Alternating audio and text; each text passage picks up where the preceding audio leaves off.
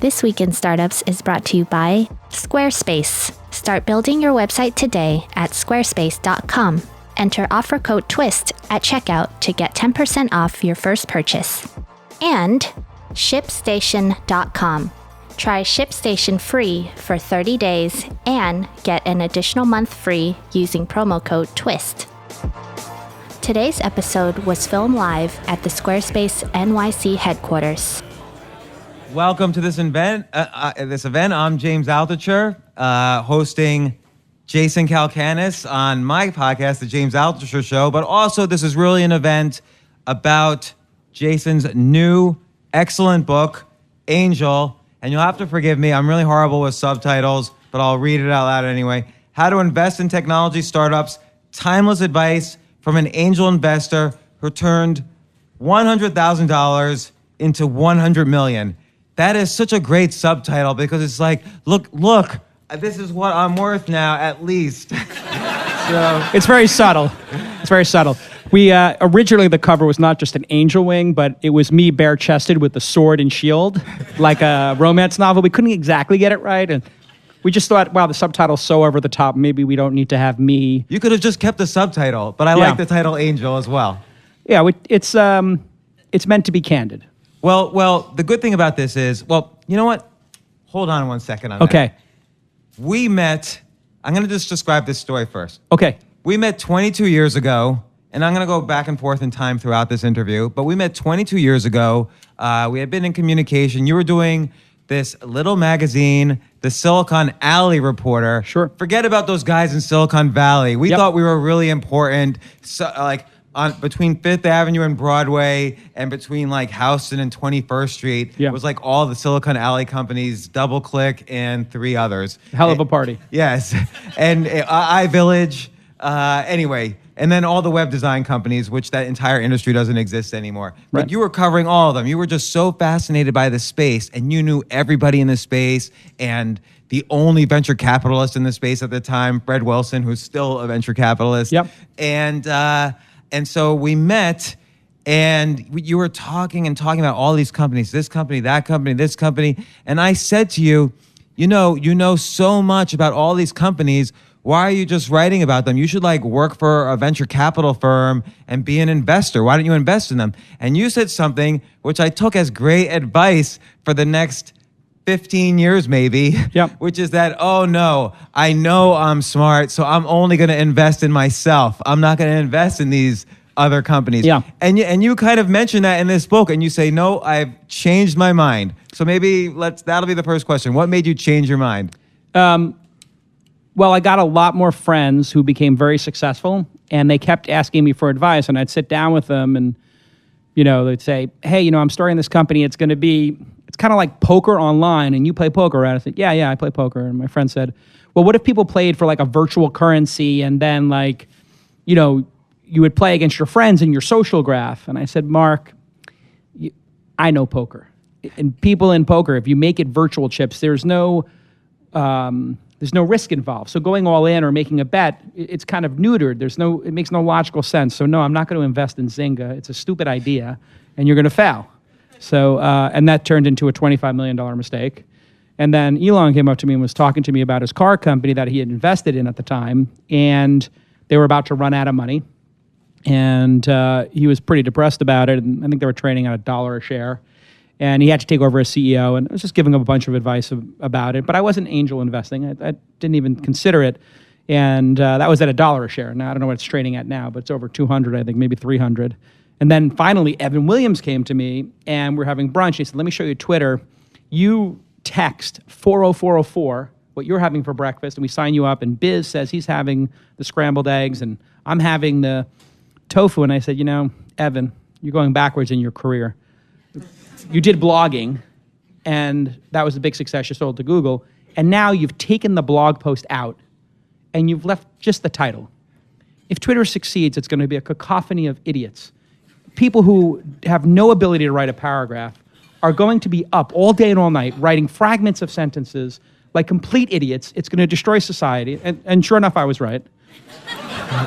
But it's a $50 million mistake. And that's when I sort of decoupled my opinion and my ability to pick winners with my ability to pick really good friends and hang out with smart people, which is what you picked up on when you met me, which was I had an idea from journalism and from just being a hustling kid from Brooklyn who was full of shit and who was really good at what they did. And once I realized that, when Travis came up to me and said, hey, can I show you Uber cab? I said, can I invest? And he said, do you want to see it? I said, yeah, you can show it to me. Wait. I'm going to ask you all about Uber in a second. Let's not. But anyway, that's when I switched my thinking. And I think it's good advice, actually, to invest in yourself for a period of time. But if you have a really good network and you start investing in other people, that can work out pretty well, too. So I gave you bad advice 15 years that you followed for 2 decades. I'm sorry. It was good advice at the time. You needed a lot of work. Frankly. I know. I needed a lot of work. You did need some work. We both did. It was probably the best advice. Candidly, we both needed work. So this is related, though, to something you say throughout the book. You don't want to invest in, or not that you don't invest in billion-dollar companies. You try to invest in billion-dollar people, which imply not everybody kind of knows billion-dollar people. There's a lot of work involved in doing that. And you discuss you discuss many of the networking techniques that angels should do, that founders should do, startups should do, investors should do, and so on in this book. And I think you cover all the basics. I feel, though, like through your career, just having known you all these years, you've done even more than that. Like because of the journalism, you went out of your way to like hunt down people, and you gave Silicon Alley Reporter as a start gave you a vehicle to say, hey, I'm calling from Silicon Alley Reporter. Can I sit down and talk to you? Sure. And how would you suggest someone who's starting to build their network right now? So just to be clear, I believe your advice now that to be a great angel investor, one of the most important things is having a great network. Sure. And I think there's things outside of the book even that you've done. And so maybe you could address that. Yeah, it's very important to have a strong network, right? And being fearless about contacting people and being able to take a lot of no's before you get a yes. And, that was my life as the Silicon Alley Reporter was just it was kind of laughable. I used to run around with my little luggage cart with the magazines on it and just drop the magazines off at people's offices because I couldn't afford to UPS the magazines. So I would just drop them off in person. But every time I would drop them off, somebody would come out from behind the back and say, oh, hey, I'm Nicholas Butterworth from SonicNet. I love your magazine. I'd say, great, here's 20 copies. Will you give them to your friends? Say, yeah, of course I will. Do you want to see what we're working on? So I realized, just being interested in other people, which you've read in some other self-help books, helps. But specifically with angel investing, and I wrote the book not just for people who want to angel invest, but also for founders to see how this process works. Being able to, if you look at 25 startups that are under 5 people right now, right? And you see them all coming up on Angel List every day, or My Syndicate, Jason's Syndicate, or Seed Invest, or Republic, all these places you can sign up to see the deal flow. If you were a great salesperson, you could just say, hey, I provide sales support, and I was looking at your website. I know you're hiring 3 salespeople. I think that those job descriptions aren't perfect. So I rewrote one of them for you, and here it is. And if you need help with sales, just let me know. And be of service to people, and to give more than you expect back in return. That's what I was actually doing with the magazine. I kept putting people on the cover. I kept inviting people to parties, and all this goodwill built up. And over time, I was able to tap that goodwill in angel investing and other things I did. So I think being of service and helping people without any expectation of return is something very unique to the technology industry. Other industries, Hollywood, et cetera, they're a little bit sharp-elbowed, but even to this day, our industry, people really like to help each other. And if you don't understand how to do some technical thing, yeah, sure, I'll help you. And yeah, maybe someday you'll help me, maybe someday you won't. But that really is the key to being successful. I think it's an arms race between all the angel investors out there and venture capitalists to see who can help a startup more. So the way I look at the competition between myself and other angels, and even though there's not really competition because there's room for all of us, I just try to provide as much value as I can. And I provide as much or more value to my failed startups than I do the successful ones. And I provide even more value, I hope, to the people I don't invest in. Hey, everybody, let me take a moment to tell you about the awesome Squarespace. I use Squarespace all the time. I think I've created 6 websites this year alone. Launch Angel Summit, Founder.University, Angel.University. Every one of our websites we put onto Squarespace here at launch, and we love it. It costs us $10, $20 a month to have an amazing, gorgeous website, and they will even give you a free domain name if you start up for a year. So start your free trial today. No credit card is required. You get a free domain name if you sign up for a year. And if you decide to sign up for Squarespace after the trial, use the promo code TWIST and you will get 10% off your first purchase. You will have a professionally designed website. You can pick from all these amazing, beautiful templates, and it works everywhere, on mobile, on your desktop, on a wide monitor, on a small monitor, on an iPad, on an iPhone, Android. It doesn't matter what you're using. It will look beautiful. State-of-the-art tech, secure and stable. It can withstand massive amounts of traffic when you go viral, and it's trusted by millions, including some of the most respected brands in the world. I am a huge fan of Squarespace. Thank you to Squarespace, and make sure you use that promo code TWIST. So we do it with our in-house creative and our content staff, not by hiring expensive developers, thanks to my friends at Squarespace. Okay. You say you provide a lot of value, maybe even more so to the failed startups. Sure. Does it worry you? And I do want to backtrack in a second to kind of the basics of founders versus investors in the book. But when you have a failed startup that's always calling you for help, at some point don't you just say, okay, look, you've reached the limit of how many times you can call me, and that must mean you're going to go to zero, and I'm moving on to helping Uber? Never.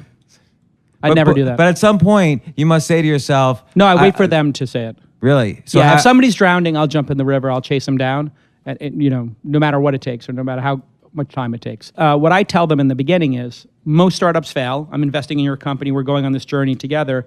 If it does fail, and when they have that failure conversation where like, hey, we only have 6 weeks left or 6 days left, we're going to shut down. I say, listen, it's okay to shut down. Most companies fail. Therefore, all I ask is that we shut this down gracefully. And after you recover, I'm your first phone call when you have your next idea. And part of this, again, is this relates back to just the whole notion of communication. Yeah. So I feel like half the people reading this book might be founders who are looking at angels like yourself or others to invest, and half the people reading this book want to figure out how to turn 100,000 into, let's just say 10 million, okay, for most people, or 1 million, whatever it is. So there's investors and there's founders, and you have really great sections on how founders should communicate after an investment, and also how angels should communicate. And you just said, just to summarize, before even that level, you could kind of break in and start building your network by thinking of very smart and intelligent ways to help a wide variety of people without expectation of return. That's almost like step 0 before you could then it's a good life lesson, is just to provide more than you're trying to get back. And what I tell people is just make $1,000 investments. If you were going to do this seriously, your first 10 investments should just be $1,000 into a random number of syndicates on AngelList or on Seed Invest, but act as if you put in 10,000 or 100,000. So now you're getting the experience, and you're building the network as if you put 100,000 in. The founder's looking at you like, you put $1,000 in and you're providing all this value. They love you. They think this person's demented. Like, why are they doing this? But then over time, you get this reputation of being just psychotically helpful. Well, right? And also, as you say, as you mentioned in the book, on LinkedIn, you could say, you don't have to say the $1,000. You can say, I'm an investor in, Slack, Uber, Ship, whatever it is. For sure. And actually, one of the most successful angels in history told me at one point, I bought secondary shares in Facebook and Twitter and Uber when they were $10 billion, $5 billion. So I'm not an angel, but everybody assumes I am because I'm an angel in the other companies. And so put those boilerplates on his But then he gets page. the calls. But then he gets the calls, and when the press talks about him, they say, oh my God, he invested in Twitter. Because one of the things you mentioned is that not only is it about meeting the $1 billion people, but it's about, it's easy to write them a check. It's hard to get them to cash your check. Because you have to, at that level, someone who's delivering such value and that investors know about, they have to decide whose checks they're going to cash. They're not out there begging for money. It's true, but most of these startups are pretty awkward when they start, and they have 4 or 5 rounds of financing that they would accommodate angels into.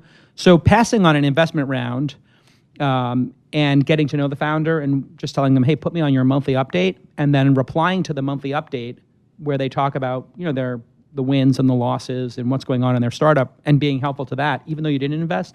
That's like the master stroke. So I get about 100 updates a month consistently from companies I passed on. Now you're going to get another 200. Now, out of the after today. 150 companies I do invest in, probably only 75 of them send me updates. So there are 75 companies I've invested in who will not send me an update. The number of companies I pass on investing in, they send updates. So then anytime those companies come back to me and ask for more money, if they're doing a bridge financing, I say, great, we'll do the bridge financing, totally stoked. Here's a side letter that says you agree to send monthly updates now. And they're like, totally, I should have been doing that all along. You were right. And that monthly update becomes this great cadence between the investor and the founders, where they just say, hey, here's what's working, here's what's not. And if you're not getting those updates, it's a 99% chance the company's going out of business and a 1% chance it's Uber or Thumbtack or one of these breakout successes. Even Uber sends a quarterly update to investors. But, it's interesting because even a failing company, as you say, when they stop communicating, it's usually a sign that things are going bad or they're going to fail. Which is when they need you most.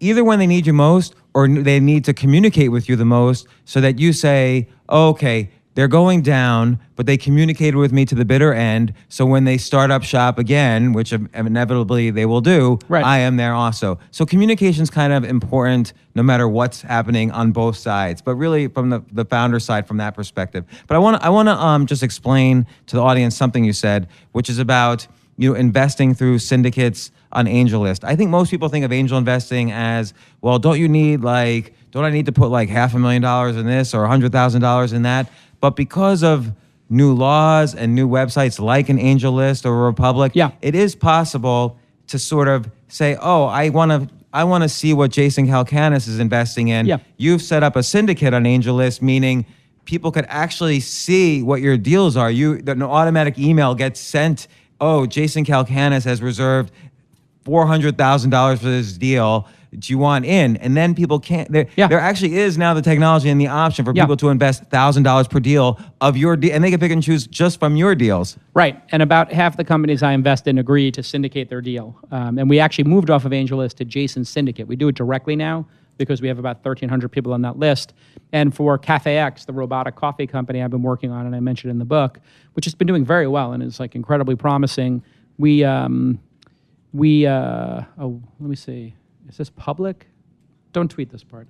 But I think they might have just raised... This is a podcast, so it's going to be delayed. Anyway, a company that I'm associated with that has done very well, that is not CafeX, has raised over $1 million in the last syndicate, and we broke a record. And so when you think about that, angel investing is really changing to become the early stage venture capitalist. So I put $100K into something, and 10 for 1 people come and invest alongside me. That's super exciting for me because those 99 people are now part of one little LLC company, and it's like our little posse, and I send the paperwork for everybody so they don't have to deal with any headaches. They don't have to deal with anything. Nothing. They just wire their money and they get their shares. And what's great about it for the founder is now they can email those 99 people and say, hey, we're trying to put, I don't know, I'm just pulling something out of the air here, a robotic coffee machine into the lobby of Google. Does anybody know anybody at Google? And then 2 people in the syndicate go, I work at Google. Like literally, I have people in Google who work in my syndicate. I have famous authors. I have famous people who work at Disney in my syndicate. Everybody wants to angel invest. There's some famous athletes. Like literally some very famous NBA player DM'd me last night and it's like, I bought your book. It's awesome, da, da, da. And I was like, Brian, who is this person? And I got a check mark. He's like, oh yeah, that's the guy on the team that won the championship. I was like, oh yeah, that's a cool guy. So, he's going to be getting in there and investing alongside of it. It's super exciting, and you can just put $1,000 down. And I think at the end of the day, most people, and this is actually something that Elon Musk said to me at one point. He said, Jason, most people overestimate the downside risk. And I'd always stuck in my head because he's building rockets, right? Like there's a lot of downside risk to people, and he's building cars. Like cars can flip over. People can die in a fiery inferno. Like people can die at the top of the rocket ship. Rocket ships can blow up. They can come out of the sky. He's in a pretty dangerous business. But there really isn't a lot of downside to risking 5% of your net worth or 10% of your net worth. It's just that we've all been... Not in one investment, but never in one investment, but in total. Right. You would never want to put that much of your net worth into one investment. You would want to put no more than like a fraction of 1%. You probably want to invest in 20 or 30 startups over some 2, 3, 4 year period to have a little bit of diversification and some learning, and do small investments and then bigger sized investments as you go, right? And doubling down on the winners, which we can talk about. But, we are very conservative creatures and we don't like to take a lot of risk. and you have to unlearn your own biology. The biology of humans is, hey, if somebody swims across that river, they're going to get eaten by a crocodile. And if somebody goes over that mountain, there's like a whole bunch of lions on the other side. So we're just fearful creatures who are just scared of dying constantly. And now we live forever, and the only way we die is when, like, we kill ourselves, or, some random event occurs, or we eat ourselves to death, right? Like, it's really interesting how humans die now. It's like self-inflicted wounds. I know so many people who have eaten themselves to death. So. Basically, is what's happening. Like, it's going to get to the point where, in some sectors of society, suicide is actually becoming, very sadly, the number one cause. And the reason that is because all the other ways to die, we're figuring out ways to keep ourselves from dying, right? Self-driving cars will get rid of one of the leading causes of death in our lifetime. So putting all that aside, we're very fearful. And what you have to start doing is saying, you know what, if there's a 1% chance that this idea could succeed, it's worth pursuing. But we live in this society where everybody wants to list all the reasons of why things can't work. And I sit there and, sometimes I'll share an investment with somebody like, oh yeah, that won't work because it didn't work these other times. And I'm like, Google was the 11th search engine, right? Like, YouTube was like the 50th video site. And even Uber and Lyft, they were like the 10th people to try doing cabs on, hailing cabs through your phone. A company here in New York, Vindigo, used to let you text to get a cab to come to your location. It didn't work. I kind of remember that. And Vindigo had it, and I remember writing about it as a journalist. So, we overestimate the downside risk. If I took, 10 people and I said, here's a deck of cards, pull the ace of spades, and it'll cost you $1 million. It costs you $1,000 to pull one card out of the deck. And you're like, $1,000? Yeah, you have to hit the ace of spades. They're like, that's crazy. Well, what do you win? I'll give you $1 million. They'll be like, no, I'm not doing that. But anybody who can do basic math would be like, yeah, I'll do that all day long. How many times will you let me do this? And what happened was, when I moved to Los Angeles, I started playing poker at very small tables, and I started learning about gambling and watching degenerate gamblers and their psychology. It was very fascinating. And there were some people who just loved to lose. They loved to get really frustrated, and they would leave the poker table on a loss, right? And then there were other people I would watch win consistently, and they would win. And after they won a big hand, they would go eat a sandwich and come back to the table, play 3 or 4 more hands, and then they'd pack it in and leave, right? And so people have to understand their own brain chemistry when they're investing. And one thing that happens with angel investing is people place a couple of bets. They place the bets that are too big in the beginning. They play too high stakes for their knowledge basis. The second year comes around, and 2 out of 3 of their startups, or 4 out of 5, are now dying or need to raise funding. And they're like, oh my God, this is the worst thing I ever did. Angel investing sucks. What they don't realize is, if 1 out of the 5, or 2 of the 10, or 3 of the 10 are still alive, something special is going on with them. And it will probably pay off more, or hopefully will pay off much more than 1 to 5, right? It will be much more than a 5-to-1 ratio. And so when I look at startups now, I don't look at all the reasons of why it will fail. I'll write them down sometimes. And then I usually rip that page up, and then I just list the 1 or 2 reasons of why it will work. So here's all the reasons why it's not going to work, but here's the 1 or 2 things that could go right that'll make it work. And all of these ideas seem absolutely crazy. The idea that you would allow somebody to sleep on your couch or in your extra bedroom. When I heard that idea, and I didn't have a chance to invest, but I heard the idea very early, and I was like, oh, like a serial killer? And the person's like, no, it's not for serial killers. I'm like, oh, okay, who's it for? It's like, it's for people who can't afford hotel rooms. I'm like, but hotel rooms are like $49 or $99, the cheap ones. They're like, yeah, but it's like more of a unique experience, and for the person who's hosts, they really enjoy hosting. I'm like serial killers. They're like, no, it's not for serial killers. I'm like, Airbnb sounds like it's for serial killers and for meth heads. And sure enough, everybody remembers the story. It's like, meth head rents apartment, trashes it. Woman comes home, all of her belongings are ripped up. A bunch of people on meth were going through her photos and drawing pictures on them. It was like the scariest, craziest, horror film ever. And that's exactly, it's another example of yes, here's a terrible reason of why this won't work. But people are still Airbnb in their home. How many people here have stayed in an Airbnb? Raise your hand. You people are fucking crazy. How do you do it? How many people have rented their house out? Raise your hand. Okay, now keep your hand up if you were in the house when there was another person in the house. You people are truly insane. How do you know they're not going to kill you, right? But this is my thinking. And right back to conservative thinking. I don't even need to understand if Airbnb is going to work if that many people are going to raise their hand. But of course, in the beginning, it was just those 5 crazy people who would stay in the apartment with the person. Now, those 5 crazy people, if you talk to them, they would be able to sit there and tell you why this is such a great idea. And that's one of the secrets to angel investing is you have to really separate your limited capacity to understand ideas and then be able to read the passion of the person creating the product and why they're creating it and why it's going to work now and those crazy 5 customers. You just ask yourself, can those 5 crazy people turn into the maybe 40 people in the room who are hosts and then 90% of the room has stayed in an Airbnb at this point? And that really is the secret to being a great investor. It's just removing your ability to know if this idea is going to work and doubling down on your ability to know if the person is going to succeed. Hey, everybody, let me tell you about one of our new partners here at This Week in Startups. It's ShipStation. Now, I got to be very delicate when I say this. ShipStation.com, S-H-I-P, station.com. It's the #1 choice of online sellers. So if you're selling online, you know that getting orders out the door quickly is hard. That's why you need ShipStation.com. It's fast and easy to manage and ship your orders all from one place. You want to keep those customers happy. So whether you're using Shopify, Squarespace, Etsy, BigCommerce, WooCommerce, or any of the other popular selling channels, you should be using ShipStation.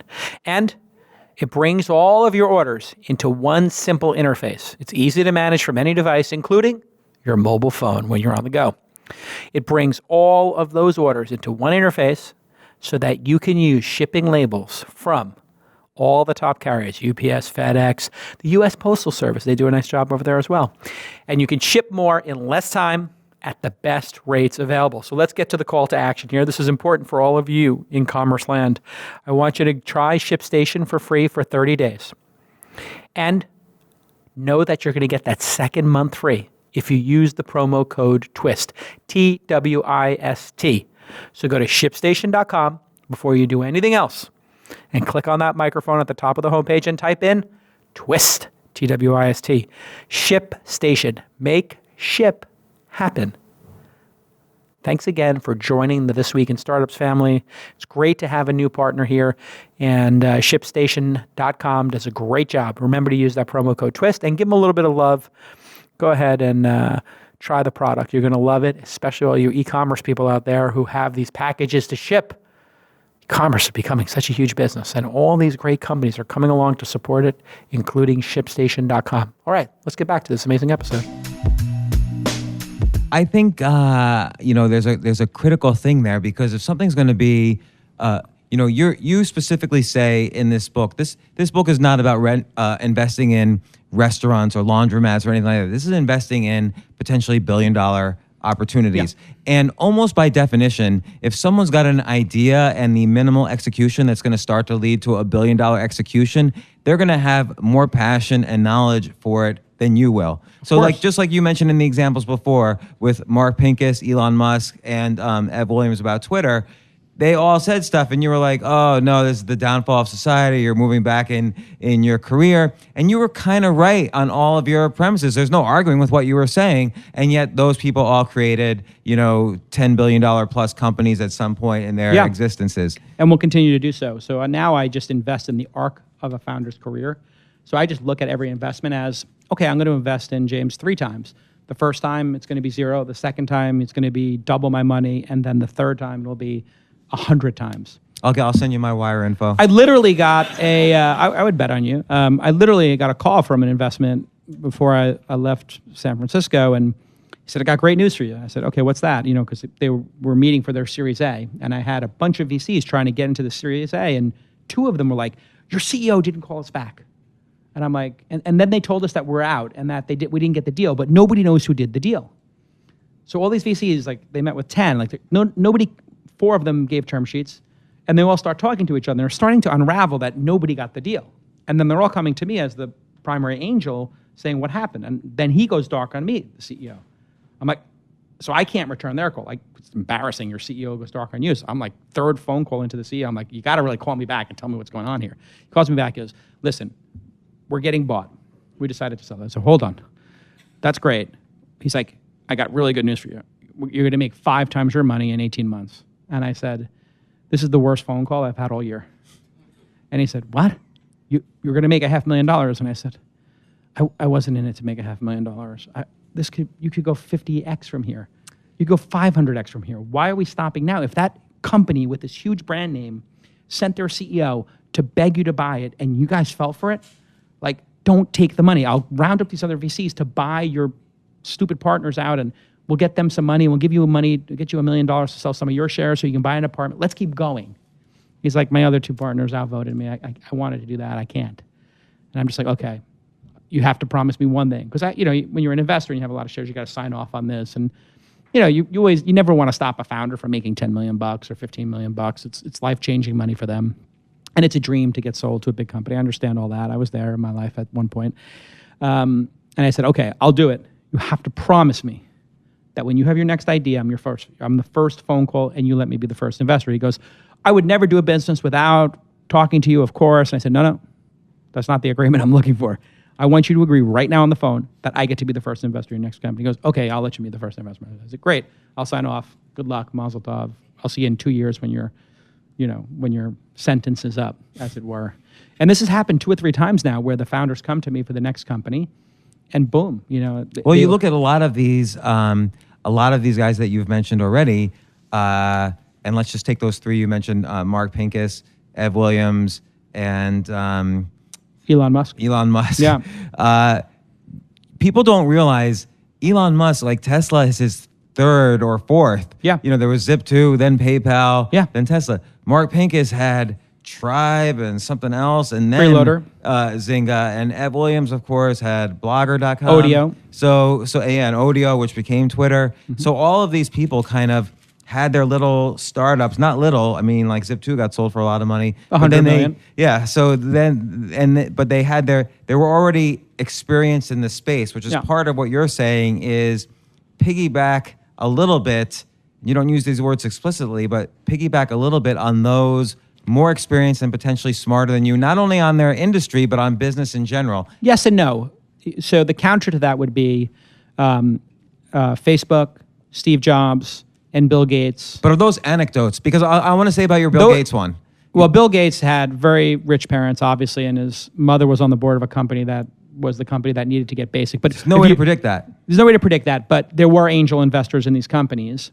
And so there are a lot of people who hit it out of the park the first time. So I always like to be very open-minded about that possibility too. Thumbtack, I was the 2nd or 3rd investor in, and they became worth $1 billion, and it took them 3 or 4 years to figure out exactly what the business was. But I just looked at Marco, who is the founder of the company, and when I asked him questions about why he was doing what he was doing with Thumbtack, his answers were so rich and passionate and detailed that I thought, this person is an incredible craftsman. There's an attention to detail to what they're doing. And there are certain people in the world who have an attention to detail and care about nuance. I'll always remember I was at the Sony Club with Barry Wine in the back here, and we were having sushi, and somebody left a bottle of Fantastic on the counter. I don't know if he remembers the story, but they used to clean the tables, and they even with the bottle of Fantastic, they had the little spray bottle, they had taken the labels off of it and made it perfectly white so it looked good. But the person left it on a table, and just for a second. And I noticed it. Barry noticed it. He called somebody over. He said, just don't ever leave the bottle on the table, right? It's like that maniacal sense of detail that most people don't see. That's what greatness is about, is an attention to detail that's unnecessary, right? And the great founders all have that. They're thinking about all these details, and maybe individually some of them don't matter, but almost universally they have some level of craftsmanship to what they do, and certainly a presence to them that they really want the details to be refined and well thought out. Why are we doing this? Is there a better way to do it? And they can be really annoying people. Like when you meet them, they're not visionaries, they're assholes. And they're not like incredibly deft at what they're doing. They're kind of stubborn, right? And so almost universally you can meet people and they can be very uncomfortable to deal with. And I had somebody the other day and they're like, oh my God, yeah, I was dealing with this founder. He's incredibly uncomfortable. Like in the meeting, it was just like, it's just like literally had an answer for everything. I was like, can you introduce me? He's like, no, I'm telling you, this person is just like a complete asshole. I was like, I need to meet this person quickly. Like if this VC is having such a hard time with this person's opinions, maybe there's something there. Now, not always. Some people are just jerks. But some people get perceived to be jerks, right? Because they fervently believe that the world needs to change. And most people, they're kind of lazy and don't want the world to change. So this story came out in the New York Times about Jeff Bezos and Amazon and how it's the worst place in the world to work. And I was like, I know a lot of people who work at Amazon for Jeff Bezos, and they are loyal to him like Navy SEALs. Like, this is like a level of loyalty and, passion for that company. So I was like, what is this story about in the New York Times where everybody, I was like, oh, they went on Glassdoor and they found everybody who couldn't cut it in the Navy SEALs and asked them, what do you think of the Navy SEALs? And they're like, well, yeah, Navy SEALs sucks because I quit the Navy SEALs during Navy SEALs training. It's like, oh, okay, it just wasn't a match for you, right? And that's the thing where, Steve Jobs was known for being a bit difficult at times. Some people are just not meant to do startups and work at them, and that's okay because it is an unhealthy pursuit at times. And I think though, okay, so it might not be the case that like a Zuckerberg or even a Steve Jobs is just anecdotal. There's some mixture. But I think, your description in this book is almost like a guidebook, how to get into the game, how to build into the game, how to grow into it, how to succeed. And then also, if you're a founder, how to be the type of founder that others invest in, which is what you're discussing now. Sure. But I think a lot of it is first avoiding mistakes. And you discussed that a little bit. Don't put $300,000 per investment if that's all your money or whatever. Put $1,000 into 10 investments and start to get the feel. And you can also, not only it's not like someone's knocking on your door asking for $1,000. It's Jason Calacanis, his syndicate sent an email saying, I'm putting 30,000. You could put in 1,000, and you say yes to 10 of those, maybe across 10 different investors. Right. And then you look at who's co-investing in that deal. You build a little spreadsheet or a mailing list, and now you've got 100 co-investors. And you contact them. And you just email them, and you just say, hey, I'm going to be in Silicon Valley, I'm going to be in Boston, I'm going to be in New York, wherever they are.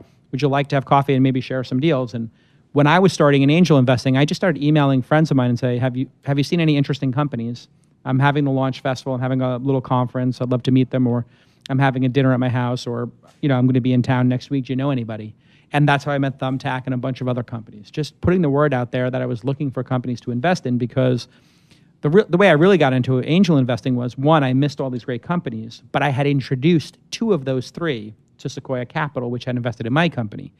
And after I told them, I told the top VCs there, you have to go to Twitter tomorrow. You have to close this deal. Time's running out. This is going to be one of the most important companies of our time. This is after I realized I was wrong. And I missed the angel, but the Series A was happening. And I said, you have to do this. They missed the deal. Fred Wilson won it. But that in their mind got them thinking, wow, some of our founders are well connected. Let's give them a small amount of money to invest, and we'll split the returns with them 50-50.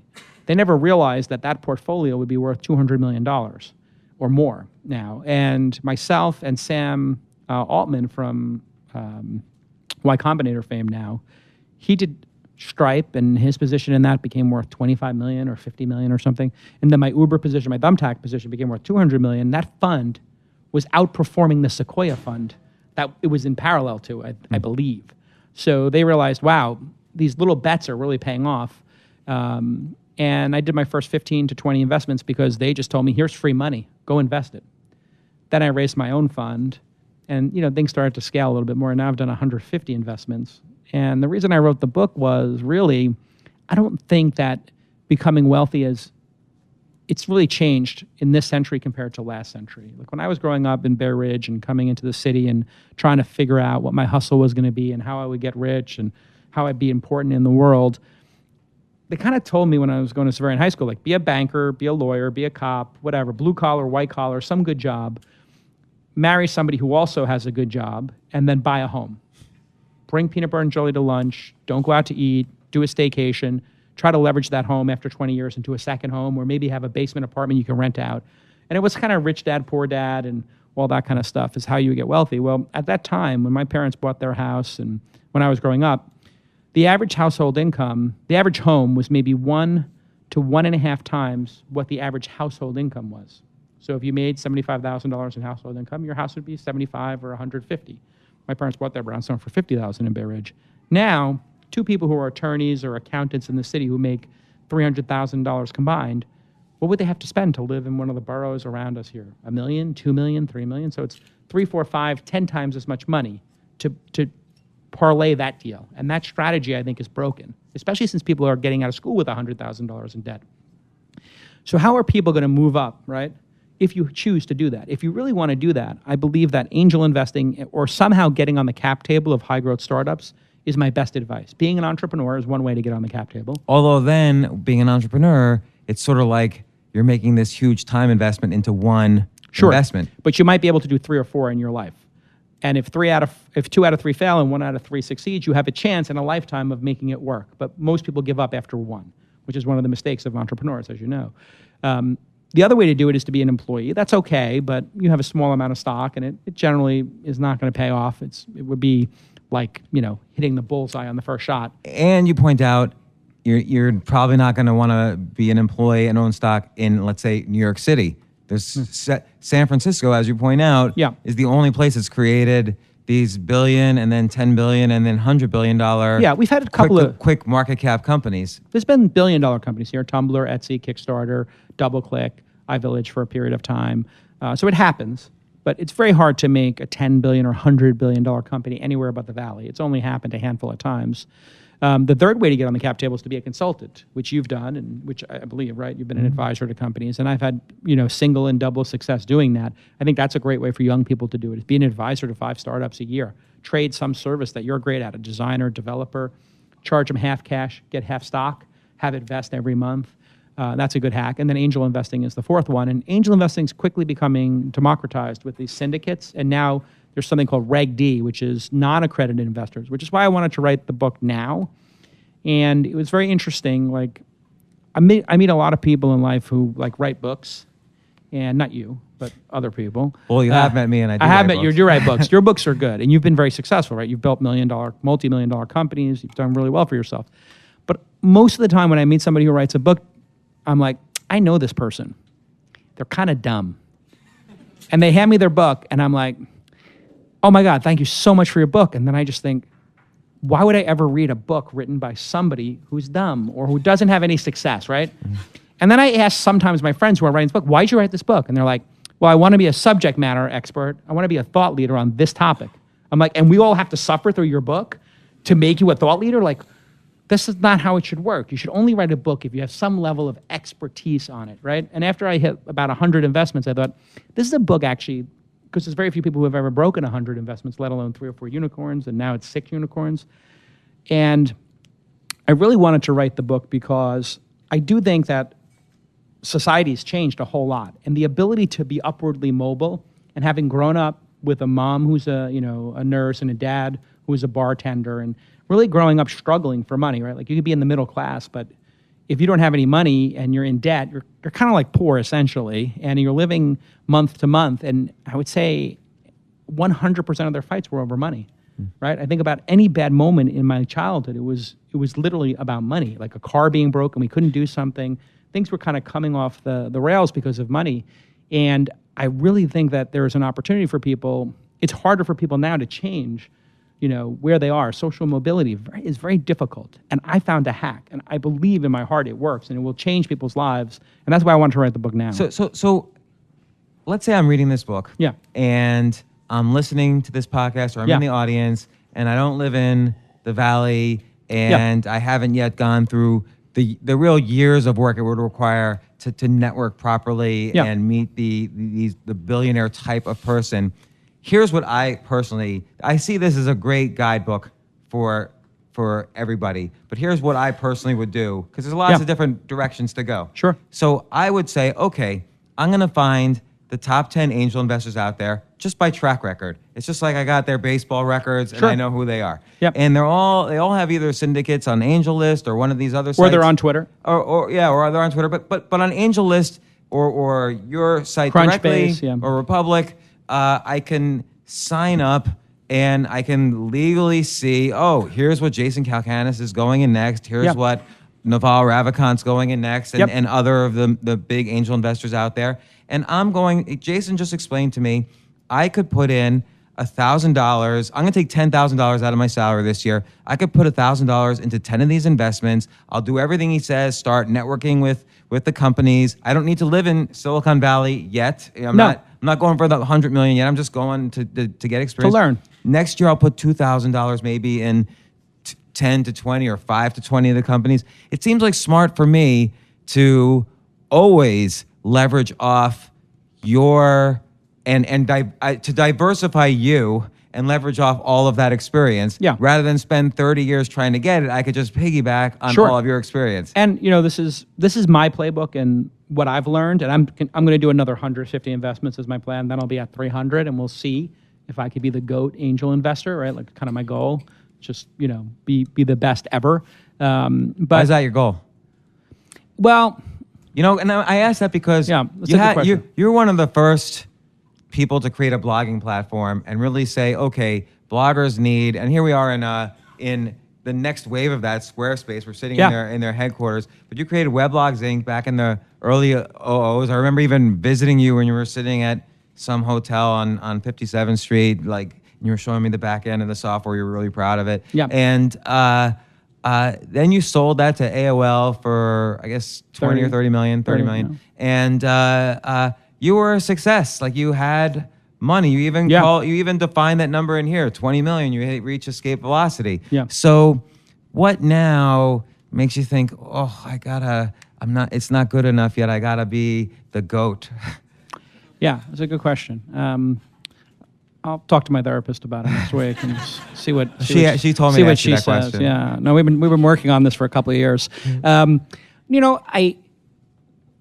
have thought about this a lot, and I think you have to understand your own psychology in life. I have a very addictive, gambling, competitive personality, and I've always have. And I've tried to think about how to channel it in a healthy way. You never see me drinking, right? I'm like kind of focused on what I'm doing, and I'd like to have some audacious goal to work towards. And I think part of my brand now, as a public person, is to overperform and to really sort of set unrealistic expectations and then sometimes hit them, right? And I think people don't do that enough. And when I grew up in Brooklyn, the expectation was, you'd be a great cop. And I took the cop test. I was going to either be a cop or a fireman. And my brother went into the police force. And I wound up going to Fordham at night. But I was kind of at Fordham at night going, you know what? They told me I should have been a cop. I probably should have been a cop. I thought I would be a great cop. I would have been either a really corrupt cop and done really bad things, on a entrepreneurial basis, kind of. Or I would have been lieutenant. There he goes. I would have been Serpico. Everybody lock the doors. Jason. I would have been a great Jason's detective, coming. probably. I've always thought about that. God, if I would have been a cop, I would have been crazy.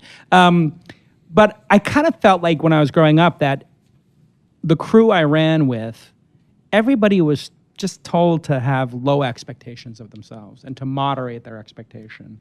And I had a chip on my shoulder because I used to come across the train into Manhattan and I used to look at the magazine racks and I'd say to myself, how does one become famous or powerful? And having given it a lot of thought, I realized the reason I wanted fame and power is because I had none.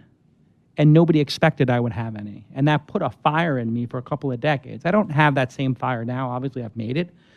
But I kind of feel like I'm an example to other people that if that guy can make it, and if that guy can do it, I can do it. And that's what I really want to do, is try to inspire some people to maybe have their life change. And somebody on the line here just said to me, I've been listening to your podcast. It's changed my life.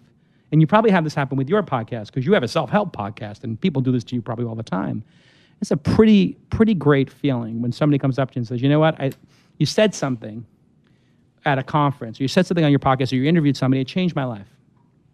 That to me is one of the best feelings you could ever have. It's up there with writing a check in somebody when nobody else believes in them.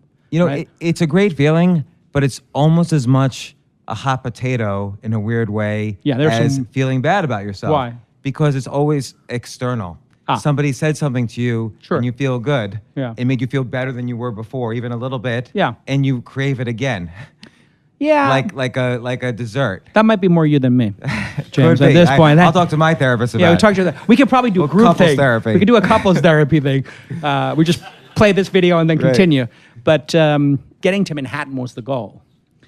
And if you came to a club in Manhattan and I would give them my ID, they would look and go, no B and T, and they'd hand it back to you. No bridge and tunnel. If I tried to get into the Palladium or the Limelight or the Tunnel, the Roxy, they would just be like, Cafe Iguana. They'd be like, get the fuck out of here, Brooklyn, Now it's like, if you have a Brooklyn ID and you go anywhere in the world, like, oh, Brooklyn's the greatest. Oh, Lena Dunham is us. Like, she's kind of annoying, isn't she? But anyway, Brooklyn's really hip now, which is sort of super fascinating to me. But I had this great revelation when I was in the city at one point where I was sitting there on St. Mark's, and I was just like, I was looking at my magazines, and I said, wow, being on the cover of a magazine makes you important. And then I was flipping through, and I saw the masthead, and I was looking at all these names. I was like, who's Graydon Carter, and who's Jan Wenner, and who's David Hershkovitz? I was like, the person who picks who's on the cover of the magazine is actually the important person. In my deranged mind, I thought that was how you became powerful, was picking the person. That's why I started Silicon Eye Reporter. I wanted to be important. I wanted to pick the person on the cover. But that's interesting. You went from that intense feeling to actually create. You were the only magazine for an entire one of one industry. Yeah.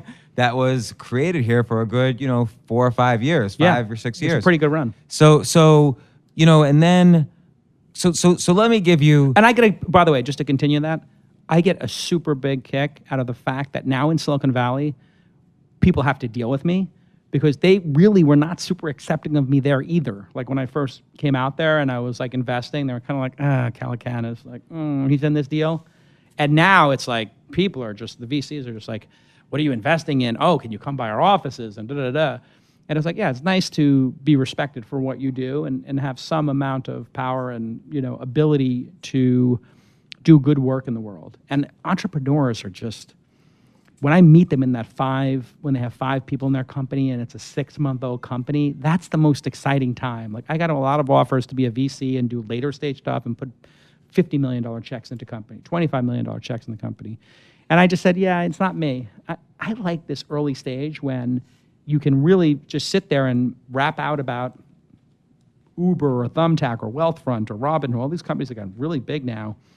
And the founders are just trying to figure it out, That's a really exciting point in time. So there is this level of kind of self-awareness. This is what I love to do. I don't like this, but I like this. Right. You've made the money, but I want to keep doing it.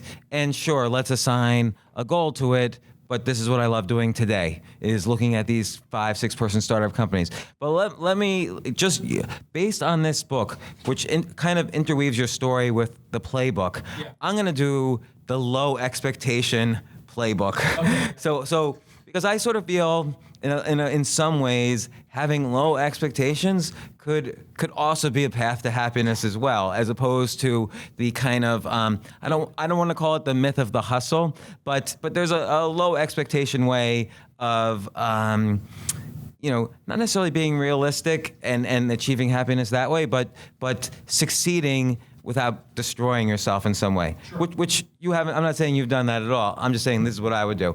I would take your book, and it's like I said before, I would just sleep all day and put $1,000 in all the syndicates I could, in all of your deals. Why skip even one? And you say in here, location, move to Silicon Valley if you really want to make the dent that you've made. Right. But I don't need to do that. I'm going to let Jason do that for me. He works for me once I put $1,000 into the syndicate. So I'm going to make the smartest investors in the world, in world history, work for me while I sleep in bed all day and watch Breaking Bad at night. And this is your version of success. This is my version, yes. It's pretty awesome. But it is pretty awesome, right? Yeah, Breaking Bad's awesome. It's not horrible. Yeah. So it's not horrible if I can, a person doing that's not, and then step 2 is, all right, I'm in New York. I see there's 5 other people in Jason's syndicate who we all did Thumbtack. Yeah. Hey, let's meet for coffee. I think maybe together we can all watch Breaking Bad. Some idea. We can watch Breaking Bad and we can discuss Thumbtack. Maybe we can all put Thumbtacks everywhere. And it's not a bad way to go about it. The way I look at angel investing, if you do want to do it, I think it's worth doing. And I think you can do it in as few as maybe 10 hours a week, like you're saying, the sort of low version of it. Not me saying it. Your guidebook is a good way one way of looking at your guidebook, not the only way. And here's a likely scenario. Let's say you were to lose all of it and you lost 5% of your net worth. It'd be a bummer, but If you think about the education, the network you would build, it would be much greater than 5% of your net worth at any given point in time. If you lost half your money, you would easily make it back in a year or two in the stock market or whatever, things that grow 7%. And if you just make back your money, you're in the game buying lottery tickets that could go to the moon. Right. And one of them is going to hit at some point, right? And you're building this network and you're hanging out with the people who want to change the world. So most people get into angel investing because they love the rush of it and being around all the people who are smart and driven in the world. I think you should be a little more discerning than that, because founders can be incredibly charismatic and they can convince you to invest in their company. I mean, that's why they're the founder. That's why they're the leader. But that's why I would never want to direct. Sure. That's why just starting out, even the first 10 years of starting out is a good time to study. But I would say 1 year is good. All right, 1 year might be good. Yeah. But don't forget, when did you really start angel investing? You were probably in the business for 10 years. Yeah, I was covering people as a journalist. I think journalism is probably...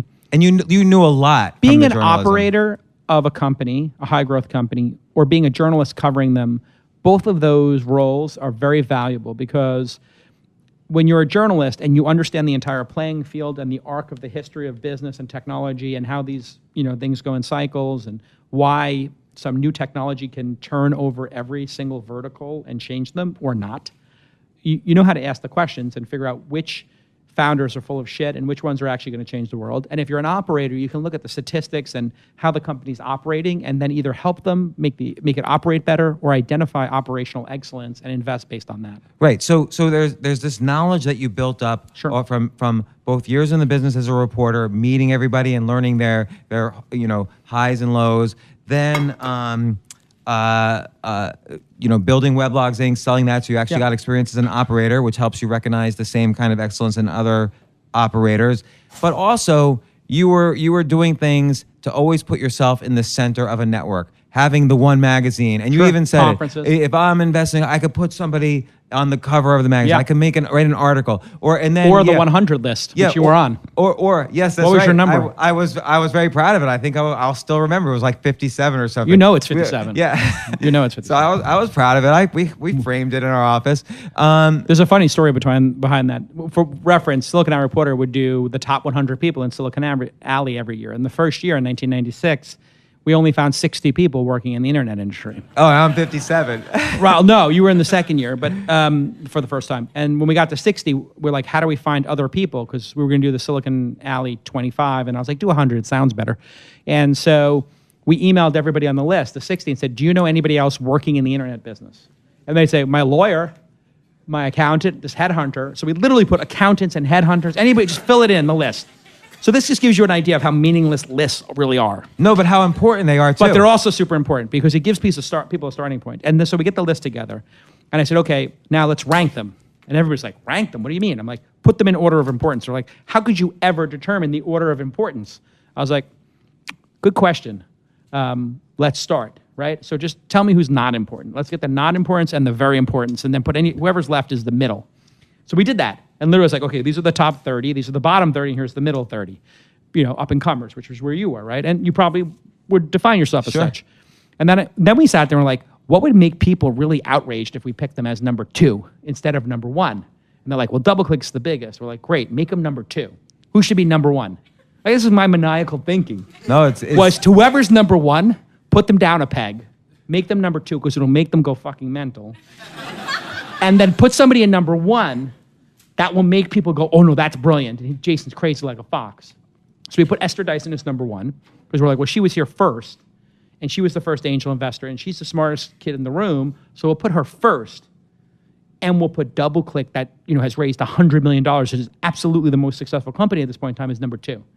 And it was that kind of thinking, making this, and then somebody said, this is going to be incredibly divisive, and you're going to make a lot of enemies, and it's going to be really controversial. I was like, let's get to work, let's do it.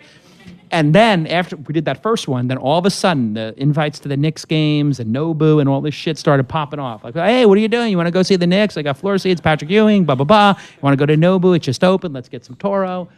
It was like a pretty smart move. That's the thing. Like, I feel like you hit the accelerator on being the center of a network and building those connections and so on. But again, I want to add, you give a great guidebook to someone who has lower expectations to You're also very do kind that. about I appreciate you reading the book. You're a good friend for doing that. But I want to now get to the founder side of this, because again, you say this book is kind of geared toward, it's called Angel, it's geared towards angel investing, but this is a really great guidebook to founders also and looking for angel startups investing and all that stuff. Yeah, and you know the things you say about communication, the things you say, you make all the definitions about how you structure each type of round. What does each type of round look like? What are side deals? There's so many like definitions and you know, kind of aspects of the nuances of the industry that people need to know, that, like you say, most business books don't describe. Most business books are like, okay, hustle here and hustle there and wake up motivated and blah, blah, blah. But this really is kind of,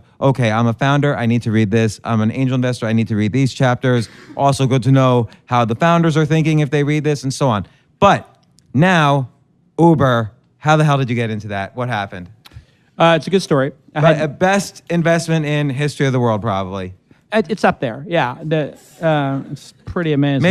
Maybe what's his name? Andre. Who's the guy with a Google? The first There's a Google $500,000 guy, and then before they even incorporated, he put $100K in. Yeah, he just went to his car and got a check and brought it to their garage. Well, he was betting on Larry and Sergey, first time founders, right? Yeah. Well, I had known Travis because I interviewed him for Silicon Valley Reporter when he was doing a company called Scour, which was Napster, except it let you trade any file type. And one of the file types was movies. And The Last Action Hero wound up in this peer-to-peer Napster-like network. And Scour then got sued for $250 billion. And he sat there and he was really nervous about it. And I did this interview because he was 20 years old. And they literally, the movie industry, and Michael Ovitz was an investor. And Michael Ovitz's people came to the thing and said, if you say Michael Ovitz's name, we're going to break your legs. Huh. That's literally what Michael Ovitz's people said to him. And I'm not making this up because he tells it on my podcast, the story. And if you do a search for Anthony Pellicano in Hollywood, you'll read a couple stories in Vanity Fair about how things got a little crazy in that era. Putting it aside, he was really nervous. And then he wound up doing Red Swoosh, and we were just friends through all of that. And so this is when I had this revelation that I had smart friends who were going to do great things in the world from my 10-year network as a journalist. And I was coming out of the Embarcadero, and I said, hey, you know, how you doing? He said, yeah, you want to see what I'm working on? I said, yeah. And he said, it's Uber Taxi. I said, okay. And so it's a taxi, but it's a Lincoln Town Car, right? He said, yeah. I said, well, a taxi's not a Lincoln Town Car. That's stupid. Why don't you just call it Uber? And he goes, yeah, we're trying to get the domain name. I'm like, yeah, can I get credit for that in the movie? And he goes, what? And I said, you know, like Sean's getting credit for taking the thaw off of Facebook in the Facebook movie. So can you give me credit for taking the taxi off Uber? He's like, well, no, we've already decided to do that. And I was like, oh, well, can you give me credit anyway? He's like, yeah, I'll give you credit for that. So if there's ever a movie, they're going to give me credit for that, or do the exact story I'm telling now. Parker of the exactly, Uber movie. Exactly. You have to wait for someone to sue him, but exactly. Yes. And so he showed it to me, and then I said, oh, I'm having this event, Open Angel Forum, where I'm bringing together 10 angels. I'm going to have 5 companies pitch, 6 companies pitch. You want to come to that? Again, you're providing value. Yeah. In and he this came to that way. little dinner party, and he pitched, and 3 people in the room invested, and 17 didn't. Those 2 people are, you know, really thankful. The 17 are, you know, every time I see them, they're like, it's. They just look at me and they're just like. But here's the question, because, and again, this is really separate from the book. You actually don't even talk that much specifically about Uber, because this is really where you're assessing a person. He's a winner. He's going to win at whatever he does, right? It's but it's hard to say that, because it's, again, someone like you talking to Mark Pincus earlier could have said, well, every city has licenses for taxis. For sure. The licenses in New York, in fact, have totally crashed. So how is Uber going to deal with the regulatory issues? Right. So the chances of them figuring all that out is low. But what if they do figure it out? What does it look like? And that's where I changed my entire psychology and thinking, which is, what if it works? And that's what it takes to be a great investor. If it's clear that it's going to work, you should not invest. How do you avoid? I feel like, because if you do invest, the idea is so obvious that it's probably not going to change the world. But how do you avoid on something like that? Because once you put money in, there's the cognitive bias, like, oh, I have money in it. It must be a smart thing. Like, how do you avoid the smoking crack cognitive bias here? That once you're in... Did you read the subtitle of the book? I mean, it's pretty much, it's pretty out there. No, I think there are things you can look for. Like, I don't recommend that people angel invest in companies today in 2017 until they've launched their product and have a couple of customers. Until the company they're investing in has launched their Yeah, product. because think about it this way. They have friends and family money they can tap. They can use sweat equity, where the three founders just build the product and get it to market. There's very few products outside of medical devices and the pharmacy kind of space or rocket ships where the founder can't do it with their own money to an MVP. So you want to wait till the product gets to market, especially if you're a new angel. And in today's market, there are so many friends and family rounds and people doing it with sweat equity and building it themselves that you really shouldn't be investing in the 100 startups before they get to launch, because only maybe 3 of them will ever launch a product.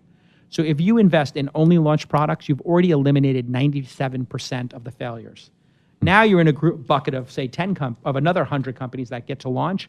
Of those, maybe 2/3 die in the first 2 or 3 years. But at least you get to spend 2 or 3 years with them trying to figure out if there's a business here. And you're at gonna learn least something. they've put in, they have created something that someone else has found pleasure using. Yeah, and it may only be 3 or 4 customers, but at least somebody has used it, and you can tell they're not tourists or bullshit artists, right? So when that movie, the Social Network came out, we just got this massive touristeism in the industry, just like when the dot-com boom happened. And the number of people making stuff, I have an app, great, you have an app, show it to me. Okay, great, it's another photo sharing app. Okay, this is a poorly designed photo sharing app. So if you make a photo sharing app after Instagram, it has to be much better than Instagram in order for anybody to care, obviously, right? To get somebody to switch, it's got to be 5 times better, not just 10% or 20%. And I have people showing me on a regular basis photo apps that aren't as good. So that has no chance. Or talking to me about why your photo app's going to be better and you haven't launched it. So being able to qualify people who are actual builders and who will go to work every day is important, I think. You have a lot of people who actually don't know how to actually build anything. So I'm gonna give my highest takeaways. These are just mine. I think everybody's gonna have different takeaways, whether they're an investor or a founder or in the middle of some of them. And by the way, if you bought the book, there is a little raffle ticket in it. And then James, I, and a couple of friends are going to dinner, and we're going to pick 3 people from the bucket to come to dinner with us. And we did this last night, and 2 people came with us to dinner, and one of them was like, I can't believe I'm sitting here having dinner with you at this Michelin star restaurant. And I was like, they're not going to say the value, but they'll say the value. I was like, neither can I. This is pretty awesome. And he has a pretty good startup, and I'm going to meet with him when he launches it, and I'm going to probably wind up investing in it. So like this idea of like randomness and saying yes to things and not staying at home and watching Breaking Bad is something you could probably work on. Although I don't know. You want to get out there a little bit, James. I don't know. When I'm out like late at a restaurant, I'm thinking, man, it's going to be so good to like be in the bed. Just be in bed. Yeah, we're all thinking that, candidly. We're all thinking that, yeah. If you're over 40, you're thinking that. Once you're out, you want to go back. Once you're in, you're like saying, I have to go out. It just wherever you are, you got to be the goat somewhere else. So you really do think this way, don't you? I do. It's incredible. So my biggest takeaways, and again, it's just my own. I think that the business of business, as you kind of say more or less, is about being around and creating a network of great people. Yep. And you give so many different ways to do it. There are long-term ways to do it, short-term ways to do it, mid-term ways to do it. And I think there's also a component where there's a lot of psychology as well. So if I'm invested in a business, a lot of my discussions about that business, either with other investors or the CEOs or whatever, might be about people and not about product. The product they're already on. Yeah. They're already selling. But I might spend a good chunk of my time. You need to communicate more. Maybe now's the time to think about doing a deal, but don't get rid of these other deals you've already made with people. Keep to your word. So a lot of it, I think the psychology and being true to your word and being a good person and being with good people is critically important to angel investing. Yeah, you can't have liars. We had 2 deals that we agreed to do, and that in due diligence, the founders had outright lied to us, and we caught them. And we outlined them in the book, and it was really shocking. Yeah, I never thought that would actually happen. And the first 50 deals, I didn't really do due diligence. And then for the next 100, we started doing due diligence. And right when we started doing diligence, we had catch 2 people in outright lies. The scary thing is, I think I was in the food one.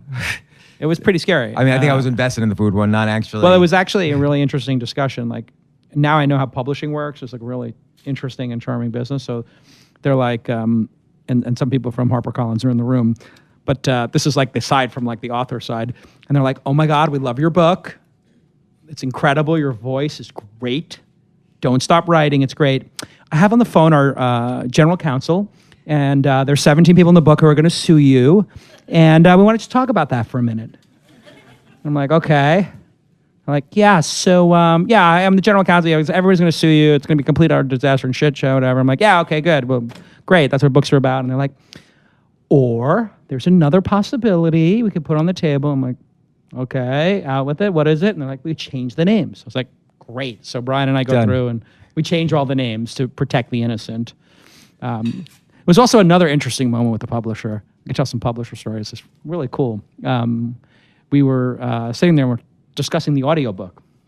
And I'm like, I have to read the audiobook. They're like, well, yeah, we have this incredible person. He read all your friends' books, and his voice is amazing. He's got a bunch of these awards, and it's amazing. How much does that cost? Well, don't worry about what it costs. It's on us. It's great. I was like, no, fuck it. I got to read the book.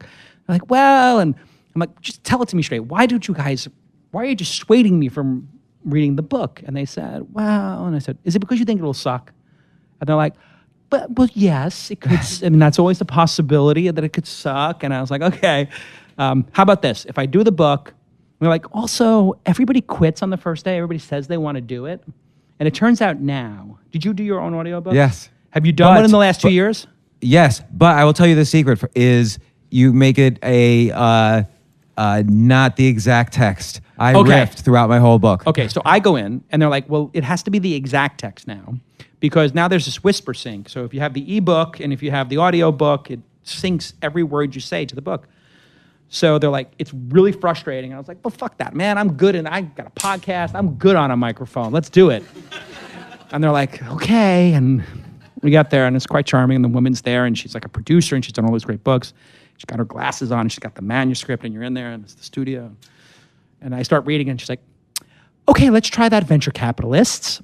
And I'm like, yeah, that's what I said. And she's like, let's try plural this time. And I'm like, did I make a mistake? She goes, yeah, we just want to try it with, and I was like, oh, you're never going to say I made a mistake. It was very nice of her. She would, okay, let's try the venture capitalist this time. The venture capitalist. One more time, the.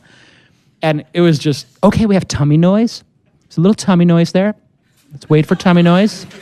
Okay, great. And it is like, after the first day, I was like, oh my God, they were right. This is the most frustrating thing I've ever done in my life. And then I realized you can stop at any point in time. So I'd be like, venture capital is the art of investing large sums of money in technology companies. Take a breath, I think I said. And once you figure that out, that you don't have to speak like a human, you could just speak like some crazy robot with a pause button, then it goes very smoothly. So I did it in 3 days, and it worked out okay. So it's a lot of fun writing a book. See, I took the opposite approach there. I would be reading, and I'm like, I just can't. It's hard enough when you have a little kid reading like Goodnight Moon to them. Yeah. Like now I got to read 400 pages. There's no way. Right. So I'm like, I can't believe I wrote this. Here's what I really You'll think. never. And, Yeah.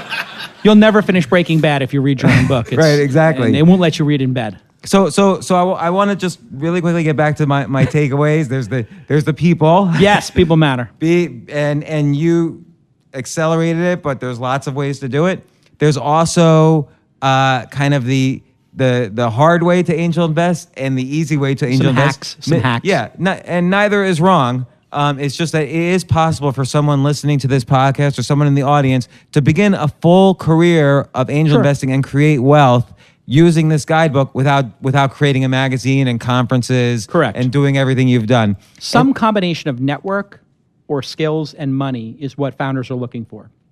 If you have 2 out of those 3, you're going to be a good angel. You don't even need to have the money. You could be an advisor and just have a great network, or be an advisor and have great skill. If you have all 3 of those things, you could be world class. I think also this is valuable to founders to know how to communicate with the syndicates, but also to potentially even network with the individuals within the syndicates. They're all there now. You can see all the people who put $1,000 in something. And understanding what it's like. The second year of angel investing is like the worst year in your life, because the first 10 companies you invested in, 7 of the 10 are running out of money. And we talked about it earlier.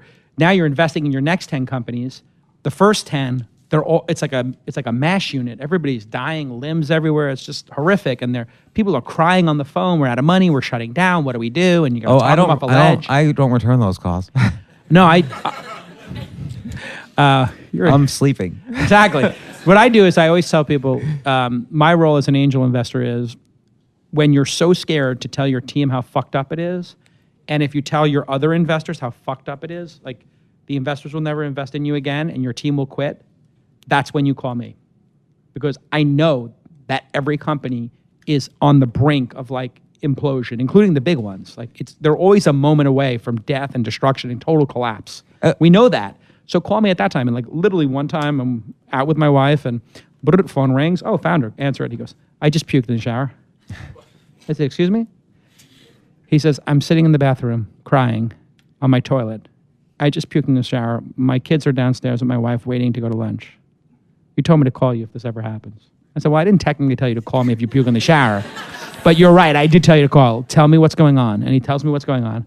And I said, all right, it sucks. But the good news is you can shut this company down, go to work at that big company for 2 years, make a shit ton of money, get a bunch of RSUs at Facebook or Google, and in 2 years, you'll be refreshed and have a new company, and I will be the first check waiting for you. So again, it's about the fact that he properly communicated with you instead of doing what you suggest, not what you suggest, but what you say most failing founders do is they stop communication. If someone just keeps on communicating steadily, that's really a strong secret of success. I think so, yeah, and being honest. I mean, and being candid. So I use the word candid instead of honest because there's a great book called Creativity Inc. By one of Ed Catmull. Ed Catmull, I had him on my podcast, and he's a really charming guy and really creative, obviously, and smart. And it took me 2 years to get him on my podcast, and we did a 3-hour discussion. It was really one of my favorite discussions ever on the podcast in 750 episodes. And he says he uses the word candid with people because if you say be honest, then you're saying, well, oh, I wasn't being honest before, so now I should start being honest, and people will be offended. But if you say, can you just be candid with me? It's like a higher level of honesty, just like, it's totally cool, permission granted. So I just tell people, be candid.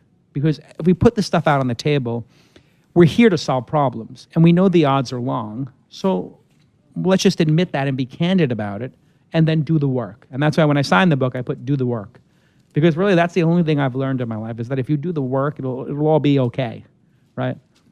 Well, that's great. And Jason, so the author of Angel, again, a great guidebook to not only angel investing, but being a founder as well, I think. So if you're an entrepreneur or you want to build wealth as an investor, and there's a variety of ways to do it, it's all outlined in this book. Okay. I honestly wish I had it in 2000 when I basically blew millions of dollars. Yeah. Well, one of the reasons I wrote it is like nobody's written a book, and then somebody today was like, "Oh, there's another book or whatever?" And I was like, "Yeah, but have any of those other founders, other angel investors, actually hit a couple of unicorns, or 3, 4, 5, or 6 of them?" And really, it's a starting point for me, this book, because what I'm hoping to do is hopefully people could change their station in life, but hopefully people look at it and tell me, I have a great deal, and by the way, it's not perfect. There's a leak in your game. You could do better this way, and here's a way for me to improve my game. So I'm hoping people read it and then email me, jason@calacanis.com, and tell me how to make my game better and what I'm missing, and send me deals. All right, we'll have a conversation with your therapist about that as well. Absolutely. I need a therapist, I guess, apparently, based on this. So, thanks very much, everybody, for coming. I hope you really enjoy this book as much as I did. So thanks very much.